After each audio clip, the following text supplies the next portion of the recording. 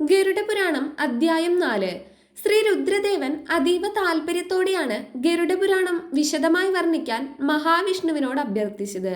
അല്ലയോ ജനാർദ്ദന, അങ്ങ് കൃപയോടെ സർഗം, പ്രതിസർഗം, വംശം, മന്വന്തരം, വംശാനുചരിതം എന്നിവ വർണ്ണിച്ചാലും രുദ്രന്റെ ജിജ്ഞാസ ഭഗവാൻ വിഷ്ണുവിന് ഇഷ്ടമായി. അല്ലയോ പരമേശ്വര, പാപനാശകമായ സർഗാദികൾ വിവരിക്കാം. സൃഷ്ടി മുതൽ പ്രളയം വരെ ഭഗവാന്റെ പുരാതനമായ ക്രീഡ നടക്കുന്നു. ഭഗവാന്റെ മാഹാത്മ്യം അനന്തമാണ്. നരനും നാരായണനും നിരഞ്ജനും പരമാത്മാവുമാണ് ഭഗവാൻ. ജഗത്തിന്റെ സൃഷ്ടിസ്ഥിതി സംഹാരങ്ങൾക്ക് കാരണഭൂതനും പരബ്രഹ്മവുമാണ് അദ്ദേഹം. ഭഗവാന്റെ സ്വരൂപം വ്യക്താവ്യക്തമാണെങ്കിലും പുരുഷന്റെ രൂപത്തിലും കാലത്തിന്റെ രൂപത്തിലും അദ്ദേഹം വിരാജിക്കുന്നു. വിഷ്ണു വ്യക്തവും അവ്യക്തവും പുരുഷനും കാലവുമാണ്. കളികളിൽ മുഴുകുന്ന ഒരു കുട്ടിയെ പോലെ അദ്ദേഹം പ്രവർത്തിച്ചുകൊണ്ടിരിക്കുന്നു. ഭഗവാന്റെ ചേഷ്ടകൾ കേൾക്കുന്നതും രസകരമാണ്. പുരുഷോത്തമനായ ഭഗവാന് ആദിയോ അന്തമോ ഇല്ല. അനന്തനാണ് അദ്ദേഹം. അതേസമയം അവ്യക്തമാകുന്നതും ആത്മാവാകുന്നതും മറ്റാരുമല്ല, ഭഗവാൻ തന്നെയാണ്. ജലത്തിന് ആകൃതിയില്ല. വൃത്താകൃതിയിലുള്ള പാത്രത്തിൽ ജലത്തിന് വൃത്താകൃതിയായിരിക്കും. പുഴയിലൂടെ ഒഴുകുമ്പോൾ അതിന് പുഴയുടെ രൂപമായിരിക്കും. മഴയായി പൊഴിയുമ്പോഴുള്ള രൂപമായിരിക്കില്ല കൈത്തോട്ടിലൂടെ കര കവിഞ്ഞൊഴുകുമ്പോൾ. ഒരേ സമയം നിരാകാരമായിരിക്കാനും സാരൂപ്യം പ്രാപിക്കാനും ജലത്തിനും കഴിയും. അതിനെ ഉൾക്കൊള്ളുന്ന വസ്തുവിന്റെ രൂപമായിരിക്കും മുഖ്യം. ഈശ്വരനും ഇതേ സവിശേഷതയാണ്. ഭക്തമനസ്സിന്റെ അഭീഷ്ടത്തിനനുസരിച്ചുള്ള രൂപം അങ്ങനെ കൈവരുന്നതാണ്. അവ്യക്തവും ആത്മാവുമായ ഭഗവാനിൽ നിന്ന് ബുദ്ധി ജനിച്ചു. ബുദ്ധിയിൽ നിന്ന് മനസ്സ്, അതിൽ നിന്ന് ആകാശവും രൂപമെടുത്തു. ആകാശത്തിൽ നിന്നാണ് വായുവിന്റെ ഉത്ഭവം. വായുവിൽ നിന്ന് തേജസ്സും അതിൽ നിന്ന് ജലവും പിറന്നു. ജലത്തിൽ നിന്നാണ് ഭൂമിയുടെ സൃഷ്ടി. അല്ലയോ രുദ്ര, ഹിരണ്യമായ അണ്ഡം അതിന്റെ മധ്യത്തിൽ സ്വയം വിരാജിക്കുന്നു. ഭഗവാൻ ആദ്യം സൃഷ്ടിയെ ഉദ്ദേശിച്ച് ശരീരം കൈക്കൊള്ളുന്നു. ബ്രഹ്മാവ് ചതുർമുഖനായി ഭവിച്ച് രജോമാത്രാത്മകനായി ശരീരം സ്വീകരിക്കുന്നു. അതിനുശേഷമാണ് ഈ ചരാചരങ്ങളെ സൃഷ്ടിച്ചത്. ഈ അണ്ഡത്തിന്റെ ഉള്ളിൽ സർവവും ഉൾക്കൊള്ളുന്നു. ദേവന്മാരും അസുരന്മാരും മനുഷ്യരുമടങ്ങുന്ന ജഗത്തെല്ലാം അതിലൊതുങ്ങുന്നു. ബ്രഹ്മാവാണ് സർവ സൃഷ്ടികളും നടത്തുന്നത്. പരിപാലിക്കുന്നത് മഹാവിഷ്ണു. സർവത്തിന്റെയും ഉപസംഹാരം നിർവഹിക്കുന്നത് കാലകാലനായ മഹേശ്വരനും. ത്രിമൂർത്തികൾ എന്ന സങ്കല്പത്തിന്റെ പുറന്തോട് പൊളിച്ചാൽ എല്ലാ കർമ്മത്തിലും മഹാവിഷ്ണുവിന്റെ മായ കാണാം. ബ്രഹ്മാവായി സൃഷ്ടികർമ്മം നടത്തുന്നത് വിഷ്ണു തന്നെയാണ്. ജഗത്തിനെയും ചരാചരങ്ങളെയും പാലിക്കുന്നതും മറ്റാരുമല്ല. കൽപ്പാന്തകാലത്തിൽ മഹാവിഷ്ണു തന്നെ രുദ്രരൂപനായി സംഹരിക്കുകയും ചെയ്യുന്നു. വിഷ്ണുവിന്റെ കർമ്മനൈരന്തര്യത്തിന്റെ പ്രതിഫലനമാണ് അവതാരങ്ങൾ. ആ അവതാര ലക്ഷ്യങ്ങളും മഹാവിഷ്ണു രുദ്രനോട് വിവരിക്കുന്നു. ബ്രഹ്മാവ് സൃഷ്ടികാലത്ത് ജലത്തിലാണ്ട ഭൂമിയെ വരാഹരൂപം പൂണ്ട് ദംഷ്ട്രയാൽ ഉദ്ധരിക്കുന്നു. അല്ലയോ ശങ്കര, ദേവാദികളുടെ സൃഷ്ടിയും വിചിത്രമാണ്. ഏറ്റവും മഹത്തരമായ കർമ്മമാണ് സൃഷ്ടി. പക്ഷേ അത് നിർവഹിക്കുന്ന ബ്രഹ്മാവിന്റെ സൃഷ്ടി വിരൂപമാണ്.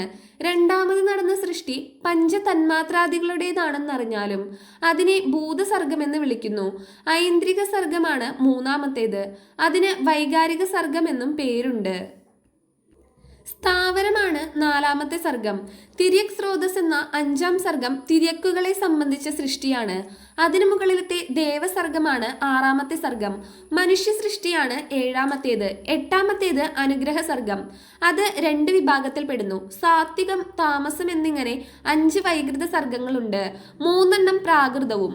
9ാമത്തെ സർഗമാണ് കൗമാരം. അതിലും പ്രാകൃതവും വൈകൃതവുമുണ്ട്. അല്ലയോ രുദ്ര, സുരന്മാർ തുടങ്ങി സ്ഥാവരങ്ങൾ വരെ 4 പ്രകാരത്തിലുള്ള പ്രജകൾ ഭവിക്കുന്നു. സൃഷ്ടികർത്താവായ ബ്രഹ്മാവിന്റെ മാനസപുത്രന്മാരും അങ്ങനെയാണ് ഉണ്ടായത്.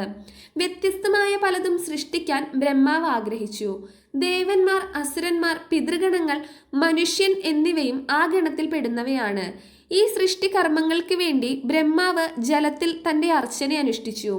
മുക്താത്മാവായ പ്രജാപതിയുടെ മാതൃകയിൽ സൃഷ്ടിക്കാൻ ആഗ്രഹിച്ച ബ്രഹ്മാവിന്റെ ജംഗയിൽ നിന്ന് അസുരന്മാർ പിറന്നു. പിന്നെ തമോ മാത്രാത്മകമായ ശരീരം പരിത്യജിച്ചു.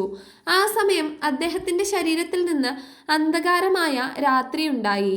അന്യദേഹത്തിൽ പ്രവേശിച്ച് സൃഷ്ടികർമ്മം നടത്താൻ ആഗ്രഹമുളവായ നിമിഷത്തിൽ ബ്രഹ്മാവ് വളരെയധികം സന്തോഷിച്ചു. ബ്രഹ്മാവിന്റെ വദനത്തിൽ നിന്ന് അപ്പോൾ തന്നെ ദേവന്മാരുണ്ടായി. ആ രൂപവും വെടിയണമെന്ന് അദ്ദേഹത്തിന് തോന്നി. ശരീരം ഉപേക്ഷിച്ചപ്പോൾ അത് പകലായി തീർന്നു. അങ്ങനെ അസുരന്മാർക്ക് രാത്രിയിലും ദേവന്മാർക്ക് പകലും ബലം ലഭിച്ചു. ദിനത്തിന്റെയും രാത്രിയുടെയും മധ്യത്തിൽ സന്ധ്യ സമുദ്ഭവിച്ചു. രജോമാത്രാന്തരം ഗ്രഹിച്ചതിനെ തുടർന്ന് ബ്രഹ്മാവിന്റെ മേനിയിൽ നിന്ന് മനുഷ്യൻ ഉൽപ്പന്നനായി. ആ രൂപം കൈവെടിഞ്ഞപ്പോൾ നിലാവുണ്ടായി. അതാണ് പ്രാക്സന്ധ്യ. ബ്രഹ്മാവിന്റെ ശരീരം തന്നെയാണ് ഈ പ്രാക്സന്ധ്യയ്ക്കും. രാത്രിയും ദിവസവും സന്ധ്യയും. രജോ തന്മാത്ര ഗ്രഹിച്ചതിനെ തുടർന്ന് വിശപ്പും ദാഹവും സൃഷ്ടിക്കപ്പെട്ടു. വിശപ്പിനാലാണ് രാക്ഷസന്മാരും യക്ഷന്മാരും സൃഷ്ടിക്കപ്പെട്ടത്. കോപത്തിൽ നിന്ന് ഭൂതങ്ങൾ സൃഷ്ടിക്കപ്പെട്ടു. അല്ലയോ രുദ്ര, പിന്നീടാണ് ഗന്ധർവന്മാരുണ്ടായത്. പാടിക്കൊണ്ടായിരുന്നു അവരുടെ പിറവി. അങ്ങനെ ഗന്ധർവന്മാരെന്ന പേര് അവർക്ക് ലഭിച്ചു. പ്രജാപതിയുടെ മാറിടത്തിൽ നിന്നാണ് ആടുകളുടെ ഉൽപ്പത്തി. മുഖത്തു നിന്ന് കോലാടുകൾ സൃഷ്ടിക്കപ്പെട്ടു. ഉദരത്തിൽ നിന്നും പാർശ്വഭാഗത്തു നിന്നും പശുക്കളെ ജനിപ്പിച്ചു. ബ്രഹ്മാവിന്റെ പാദങ്ങളിൽ നിന്ന് കുതിരകൾ, ആന, കഴുത, ഒട്ടകം എന്നിവ സൃഷ്ടിക്കപ്പെട്ടു. സമ്പൂർണങ്ങളായ ഔഷധികൾ, ഫലമൂലകങ്ങൾ എന്നിവ ബ്രഹ്മാവിന്റെ രോമങ്ങളിൽ നിന്നും സൃഷ്ടിക്കപ്പെട്ടു. ബ്രഹ്മാവിന്റെ സൃഷ്ടിയിൽ നിന്നുണ്ടായ പശു, ആട്, പുരുഷൻ, ചെറിയ ആട് എന്നിവ ഗ്രാമ്യ ജന്തുക്കൾ എന്ന് അറിയപ്പെടുന്നു. കുതിര, കഴുത, കടുവ, പുലി തുടങ്ങി ഇരട്ടക്കൊമ്പുള്ളവ, ആന, കുരങ്ങ്, പക്ഷികൾ എന്നിവ വന്യജീവികളിൽ പെടുന്നു. ആറാമത്തെ വിഭാഗം ജലജീവികളാകുന്നു. പാമ്പുകളും ഇഴജന്തുക്കളും ഏഴാമത്തെ വിഭാഗത്തിൽ പെടുന്നു. പ്രജാപതിയുടെ പൂർവാദികളായ മുഖങ്ങളിൽ നിന്ന് ഋഗ്വേദാദികൾ പിറന്നു. മുഖത്ത് നിന്ന് ബ്രാഹ്മണനെയും കൈകളിൽ നിന്ന് ക്ഷത്രിയനും തുടകളിൽ നിന്ന് വൈശ്യനും പാദങ്ങളിൽ നിന്ന് ശൂദ്രനും പിറന്നുവെന്നാണ് ഉൽപ്പത്തി കഥ. മനുഷ്യരിലെ 4 വിഭാഗങ്ങൾക്കും 4 ലോകങ്ങളും ലഭ്യമായി. ബ്രാഹ്മണർക്ക് ബ്രഹ്മലോകം, ക്ഷത്രിയർക്ക് ശക്രലോകം, വൈശ്യർക്ക് മാരുതലോകം, ശൂദ്രർക്ക് ഗന്ധർവലോകം. ബ്രഹ്മചര്യവ്രതം അനുഷ്ഠിക്കുന്നവർക്ക് ബ്രഹ്മലോകം പ്രാപിക്കാനാകും. വേണ്ട വിധത്തിലുള്ള കർമ്മങ്ങൾ അനുഷ്ഠിക്കുന്ന ഗൃഹസ്ഥന്മാർക്ക് പ്രജാപത്യ ലോകം കൈവരുന്നു. വനവാസികൾക്ക് സപ്തർഷികളുടെ സ്ഥാനവും യതികൾക്ക് അക്ഷയമായ സ്ഥാനവും ലഭിക്കുന്നു. അതിസങ്കീർണമാണ് സൃഷ്ടികർമ്മം. സൃഷ്ടിയുടെ ബാഹ്യരൂപത്തിലും അദൃശ്യമായ ആന്തരിക തലത്തിലും മനുഷ്യ മസ്തിഷ്കത്തിന് എളുപ്പം വഴങ്ങാത്ത ഒട്ടനവധി നിഗൂഢതകളുണ്ട്. സൂക്ഷ്മവും സൂചി പോലെ കൂർത്തതുമായ ബുദ്ധിക്ക് മാത്രമേ അതിൽ പ്രവേശിക്കാനാകൂ.